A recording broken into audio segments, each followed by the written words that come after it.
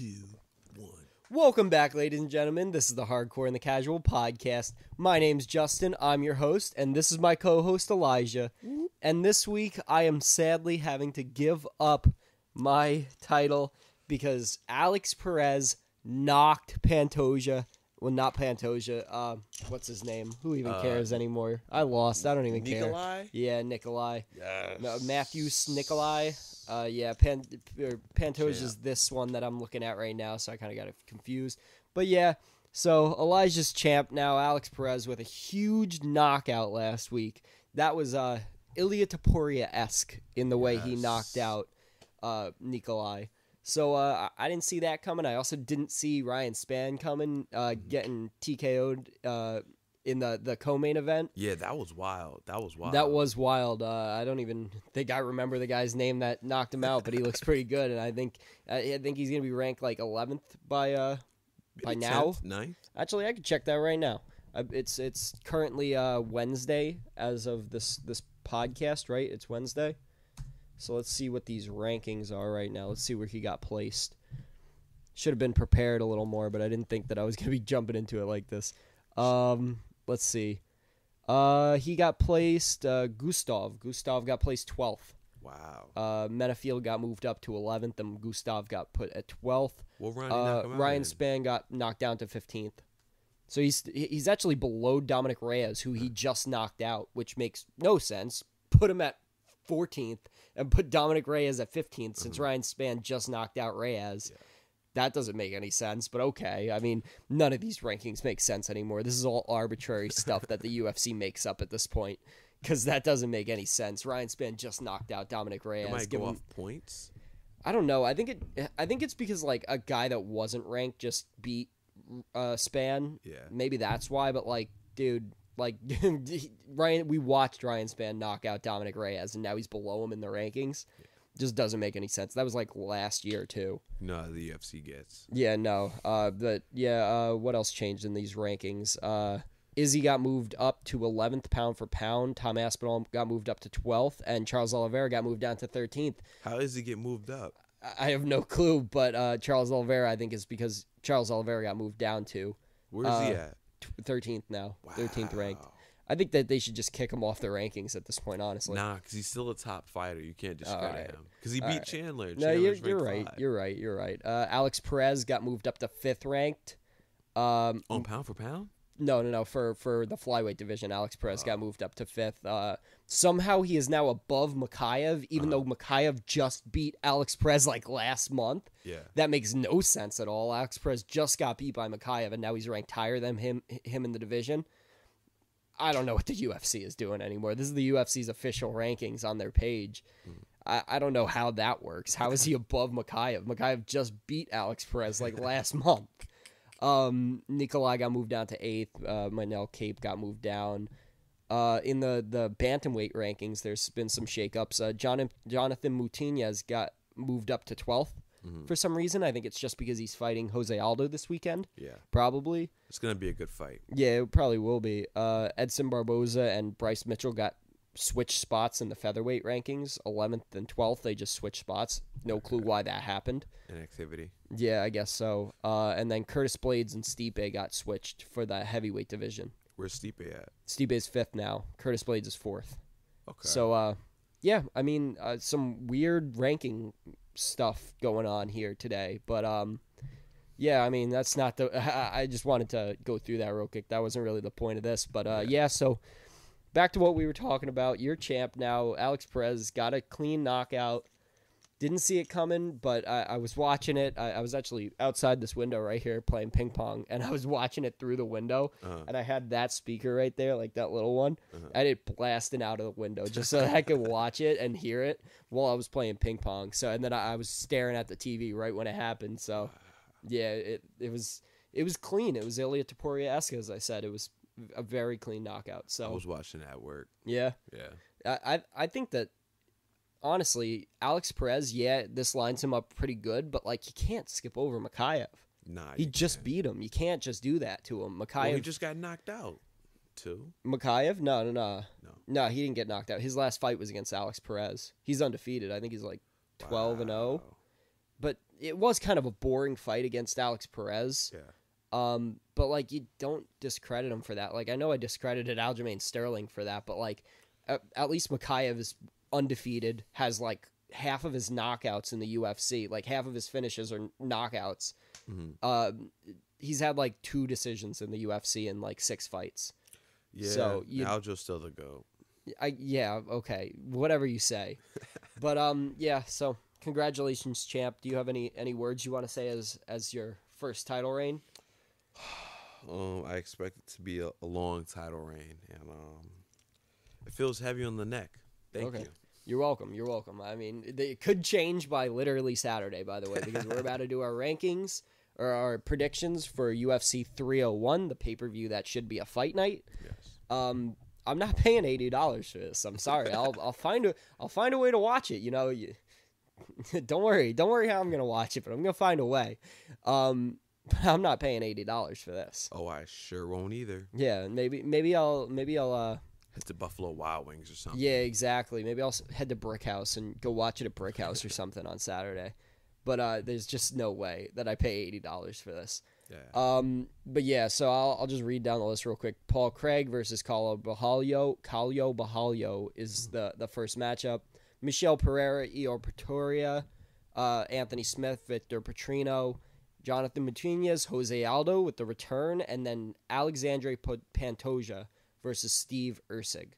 I've now learned that it is pronounced Erceg. Mm-hmm. I think I was pronouncing it Erceg. It's Erceg. So, whatever. Doesn't really matter how you pronounce it. He's winning. But we'll get to that. So, you wanna give your prediction for Paul Craig versus Caio Borralho? I'm gonna go with Paul Craig. You're gonna go with Paul Craig?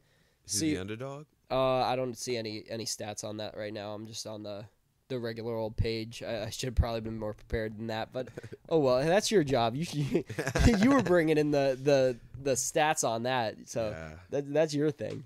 But no, yeah. Paul Craig is always the slipperiest guy. He's always the guy that I always fear betting for or against because he could lose or win any of his matchups. Yeah.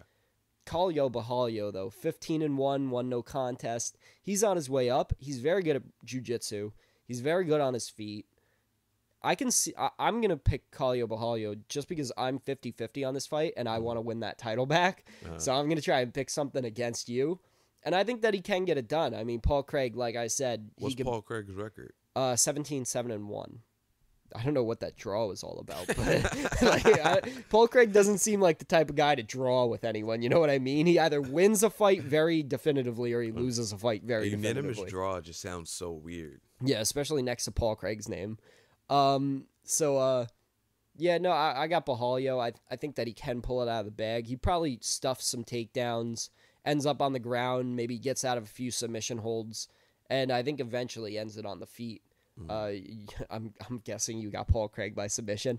I have Paul Craig by way of finish. Okay. Last round. Yeah. So it's gonna be a 3-round fight. You got it third round, finish like submission or knockout. Technical KO. Technical KO. Okay. So I wanna pull up now. Yeah, screw it. I got time. All right. So currently Paul Craig has had submission. He's had 2 fights by knockout, submission, and elbows. His last win against Andre Muniz was with elbows, TKO in the second round. Actually, 4 minutes and 40 seconds into the second round. So yours isn't a bad prediction, honestly, because he does seem more recently, within like the last couple of years, he has been finishing fights by TKO rather than submission. He actually... Jamal Hill, he finished with elbows. He popped his elbow and then just started hammering. Yeah, no, that's a good choice. But I mean, let's see, Caio Borralho. Let's see what he's got. He's right. You gotta go with the expert, man. I got this title for a good reason. So most of Caio's fights all go to decision. He's had 1 rear naked choke and 1 knockout in the UFC, and he's had 1, 2, 3, 4, 5 decisions. But he's undefeated, 6-0, 7-0 in the UFC. So I respect it. Yeah, I mean, his biggest profile win was against Abus in his last fight. I say that's his biggest profile win. Abus only debuted last year too, so it's not a huge win. And Abus is famous for losing to Sean Strickland? Yeah, that's literally what he's famous for. He's famous for getting a head kick knockout in his first fight in the UFC and then losing to Sean Strickland in his next fight. Well, losing to Sean Strickland isn't too bad. It's not anything bad. It's just that Abus hasn't won since his head kick knockout. He's had 2 losses since it's been the Sean Strickland and Caio Borralho. They're fighting at 185 or light heavyweight? No, they're fighting at 185. Paul Craig is moving down to 185 now. He's moving down? Yeah, he was a light heavyweight. Now he's at middleweight. You usually see people move up, but but I think Paul Craig kind of gave up a lot of size to a lot of the guys that he fought. Yeah. Like, he was much smaller than Nicolau. I mean, he beat Nicolau, but he was much smaller than Nicolau in their fight.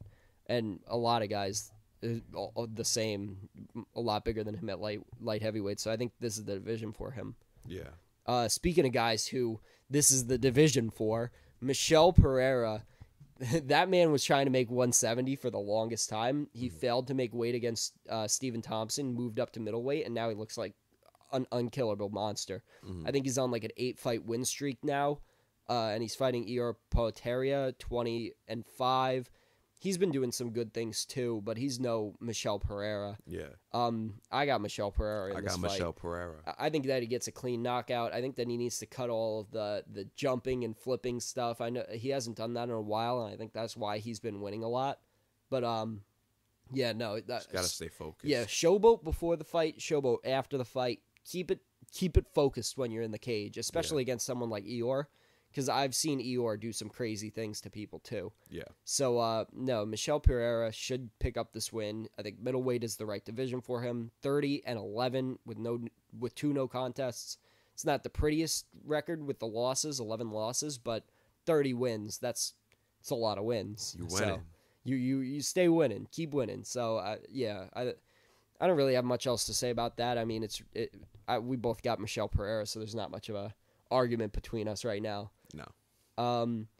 We can move up. Anthony Smith versus Vitor Petrino. Anthony Smith with the win. KO. Really? Vitor Petrino is 11-0, by the way. Listen, Anthony Smith is 37-19. Anthony Smith is gonna veteran him out.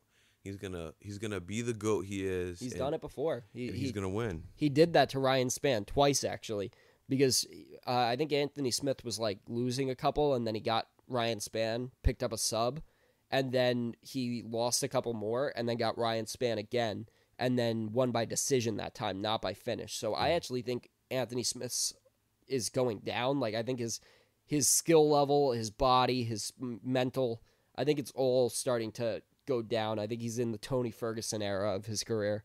Absolutely wrong. Absolutely wrong. Well, we'll see about that. We do a UFC draft every year, me and my friends. He's actually not been a part of it. I actually picked Vitor Petrino in my last draft pool, and then he got 2 wins within that time. So I think I'm going to stick with Vitor Petrino. I really like him. I think he's so entertaining. That left hook that he did a couple pay-per-views ago, that was clean.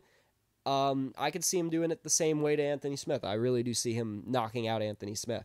And if not, I think he controls him on the ground for 2 rounds and then probably finishes him on the ground for the third. That, I'll go Anthony Petrino. You're going Vitor Petrino, you mean? Vitor Petrino. You're switching to Vitor Petrino. I'm switching now. To Vitor Petrino. Why not? Well, you should stick with Anthony Smith. Stick with your guns, dude. Listen, I'm going with Petrino. Your guy, Petrino. God damn it. Why did I have to talk you into this? This is the same thing that happened on the Pro Wrestling Podcast. I was talking to, I had Tyler there and Jake here, and we were giving our predictions for Backlash this coming Saturday. Yeah, I got a busy day this Saturday. I got to watch both of these.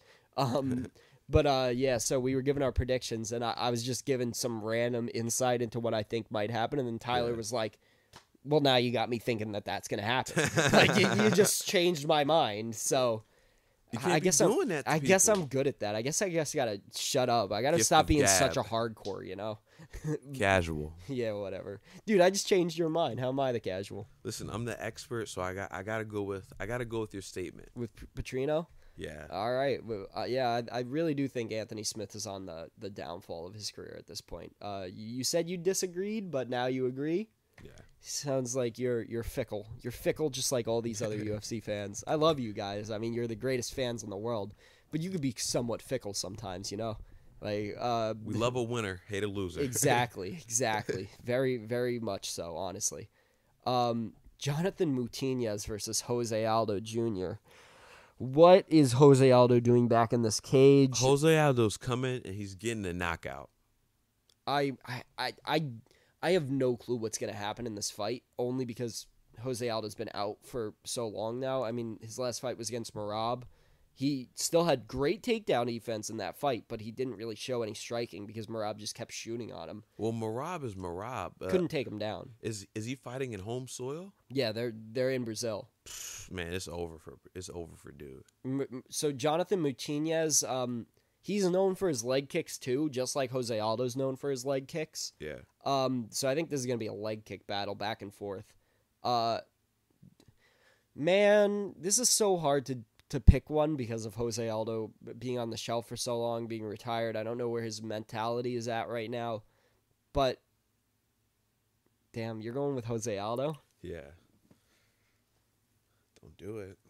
Go with Jose Aldo. Stick with your guns. I don't know, man. I'll go with Jose Aldo too. We'll stick together on this one. We'll have another one of these pay-per-views where we just pick the same guys over and over again. Oh, just wait till the Newark card. Yeah, no, that's gonna throw us for a loop. I already know that one.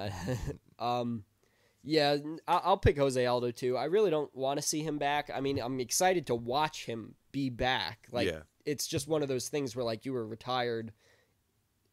Retirements in the UFC just seem to be non-existent. It just seems like, oh, I'm retired. That means I'll be back in like 2 years. Henry Cejudo type vibe. Henry Cejudo, now Jose Aldo, GSP, just all these guys. Okay, but GSP came back and was a winner. Good point. Difference. Good point. I mean, John Jones was basically retired for 3 years, so he came back a winner. I mean, you got to give him credit when they do come back and pull off a big win. So we'll see what happens with Jose Aldo. I'll pick him just because he is Jose Aldo. Yeah. Yeah. So we'll move up. We'll cover the main event now. The main event of what should be the fight night, but will most likely still be a pay-per-view. Alexandre Pantoja versus Steve Erceg. I already gave my prediction at the opening of the show. It's Steve Erceg. It stems down to this. If Steve Erceg doesn't, that's his name, Steve Erceg, yep. Right? If he doesn't come to like a good finish, and he doesn't, put Pantoja on his back foot, he's not stopping the takedowns, he's not pressuring him against the wall, I can see Pantoja getting a takedown and submitting him in one of the early rounds. Because remember, Pantoja's a killer, man. He just fought, Brandon Royval not too long ago? Yeah. And I don't know. Tough fight. See, Steve Erceg got a clean knockout in his last fight against Matt Schnell. Yeah. But Pantoja is not Matt Schnell. Pantoja is much, much, much better than Matt Schnell. I really think that Pantoja might be the third best flyweight of all time, behind like Demetrius Johnson and then probably Davison Figueiredo. And then I'd throw Brandon Moreno right after Pantoja. And I know Brandon Moreno's gotten a couple wins over Davison Figueiredo, but you really can't look at it like that. I mean, if we looked at it like that, then there'd be no question of Alexander Volkanovski versus Jose Aldo of who's the flyweight GOAT or the featherweight GOAT.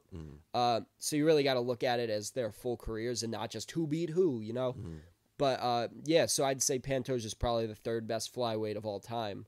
But there's sometimes when there's just an energy around someone where they come up and it's just like, this guy's going to take over. Yeah. Like, it doesn't matter who came before him. It doesn't matter who the GOAT was. It doesn't matter who's the champ right now. It's this guy's time. Yeah. And he's going to go out there and he's going to prove it to us. But we're not going to know that until it happens. That championship, like, sneaky aura type. Yeah, exactly. Like that Leon Edwards type. Exactly. It's one of those things where you just step in there and you just don't really give them much credit until they actually do it. And it's like Ilia Topuria, too. It was like, oh, yeah, Volkanovski's just going to run through Ilia Topuria. I mean, he's the GOAT, right? Yeah. Like, he's the GOAT. Ilia Topuria's only ever fought, like, ooh, Josh Emmett. Like, ooh, so scared of him. But, like, then he knocks out Alexander Volkanovski, and then it's just like, man. Do you think Ilia Topuria would have won had Alexander Volkanovski not fought Islam for the second time? No, I think styles make fights. I think eventually Ilia probably would have caught him with that because... Casual statement. How? Styles make fights. Nah. What?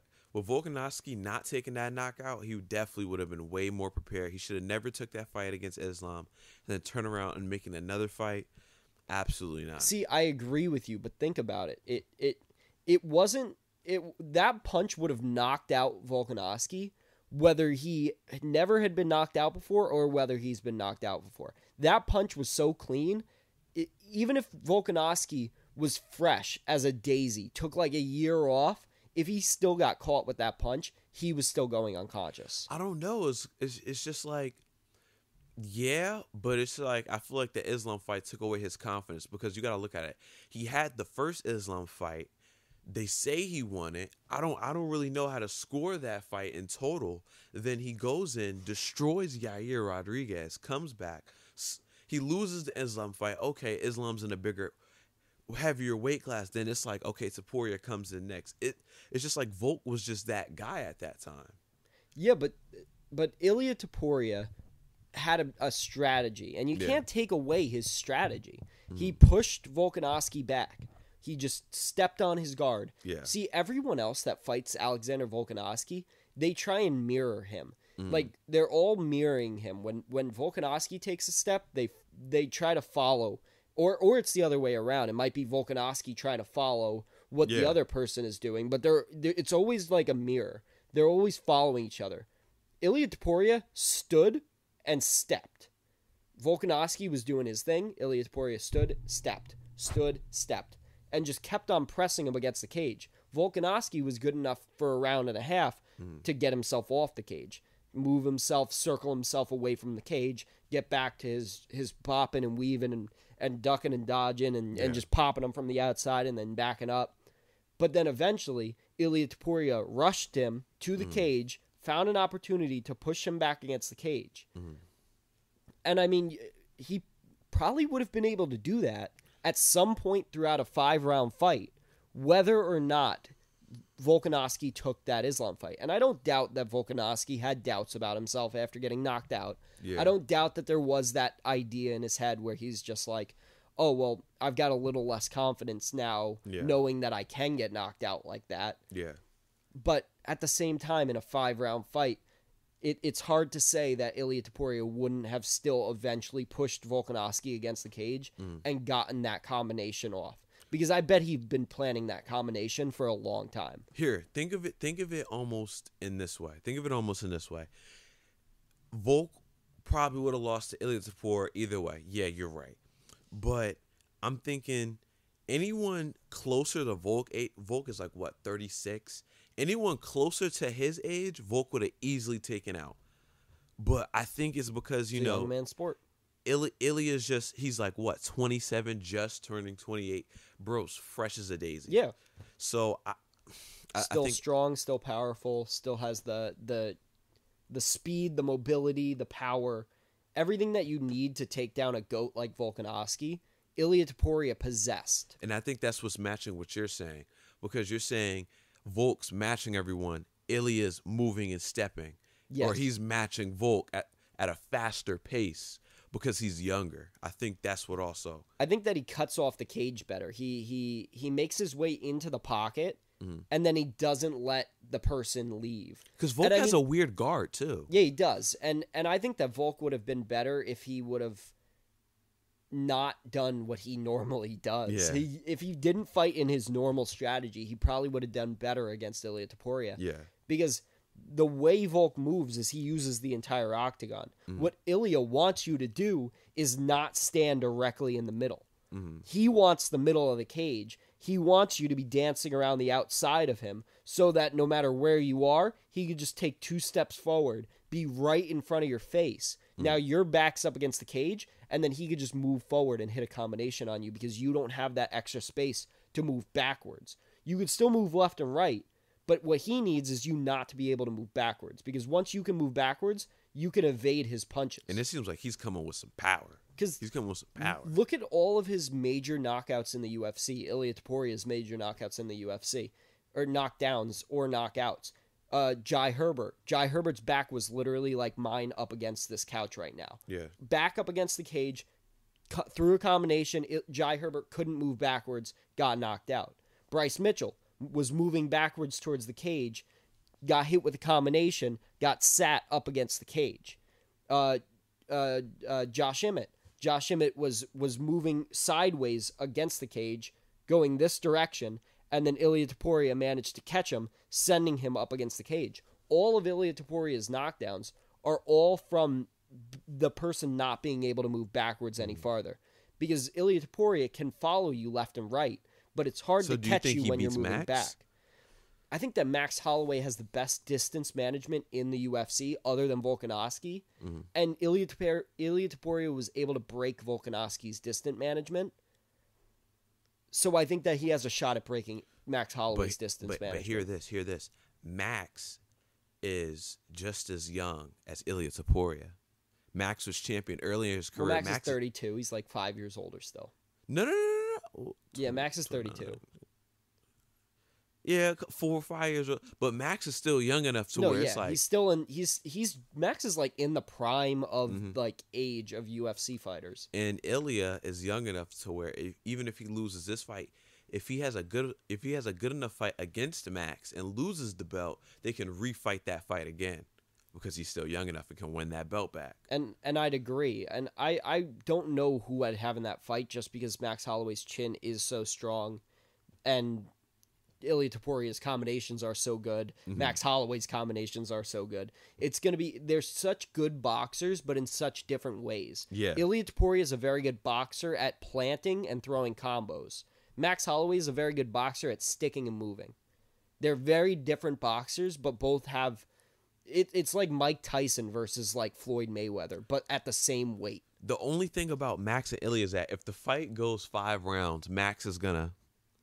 And that's when we really see who's the better boxer. That's when it gets dangerous because I think Max might be faster, but if Ilia can land one of those combos, then he's putting Max to sleep. Oh, so I don't know, man. But I said that about Gaethje too. But Max is on fire right now. Like Ilia, he was on fire, but Max is really on fire. Yeah. And with the right crowd, Max is gonna send it through. I'd completely agree. But so I think that's enough of talking about a weight class that...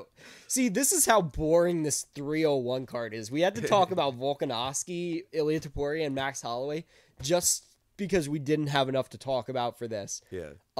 We gave our predictions.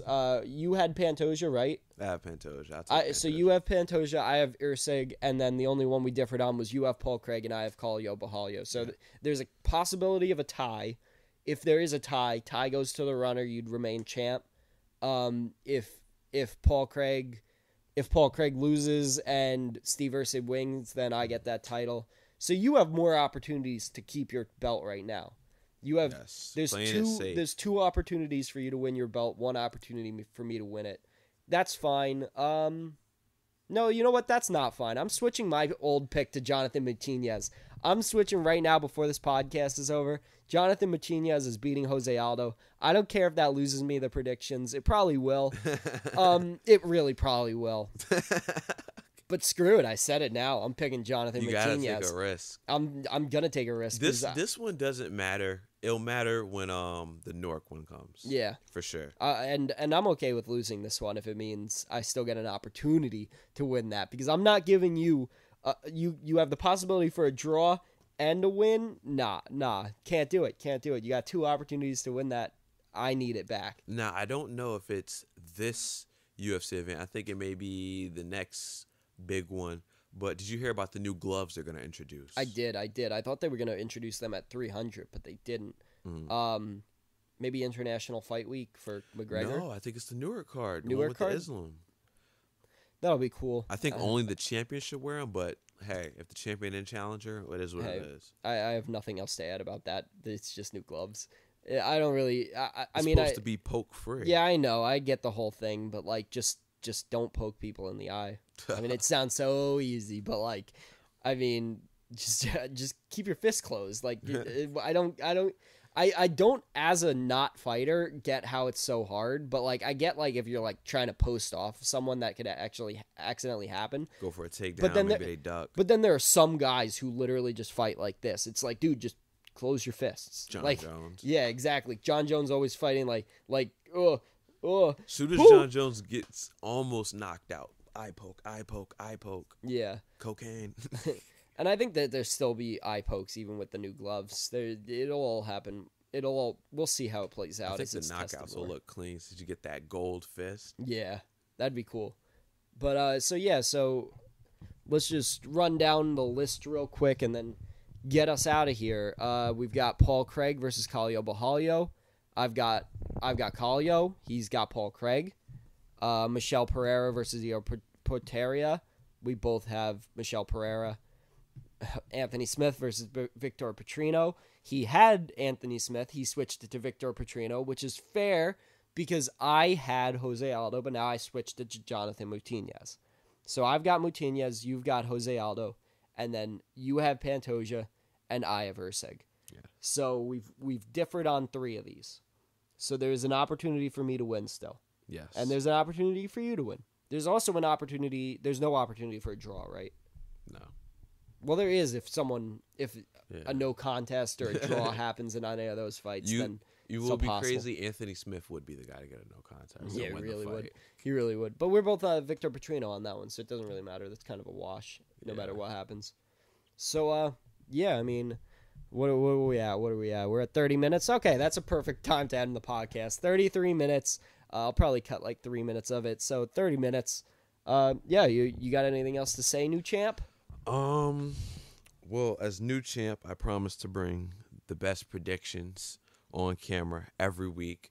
I want everyone to tune in so I can show them why I am the UFC expert and why I do know what I know. So, thank you for crowning me champ. You're welcome. You're welcome. I mean, you earned it. You got the prediction right. You got Alex Perez right, and I'm a fair Dana White. I might be Jon Jones, but I'm also Dana White, and I'm gonna be fair about it. I'm not gonna make it some kind of fake thing. This is all real. We don't know who we're gonna predict beforehand. We try not to talk about it. We might know like the main event because we talked about it like 2 weeks or like 2 weeks, 3 weeks ago. We try to save all of our predictions for the podcast. This is as real as it gets, and you guys are seeing it. So unscripted, completely unscripted. We try to. I don't even have notes on my screen. All I have is the fights. Literally, all I have is what fights are happening. No notes, no nothing. That's the only information we carry. We're having fun. That's all we care about. I mean, if we need to pull up some rankings or something, we'll pull them up. But other than that, we just try to talk. Unbiased truth. No, we just want to make it normal. We want to make it seamless, easy, and we just want it to be a conversation. You know, an expert and a casual working together. Yes, there's definitely one expert and there's definitely one casual on the show. It's up to you guys to decide who's who. Yes. So yeah, every week, and you guys can meet us back here next week. Thank you very much, Elijah, for coming on. Yeah. This has been the Hardcore and the Casual podcast. I have been your host, Justin. This has been my co-host, Elijah. Thank you very much for watching. Peace out.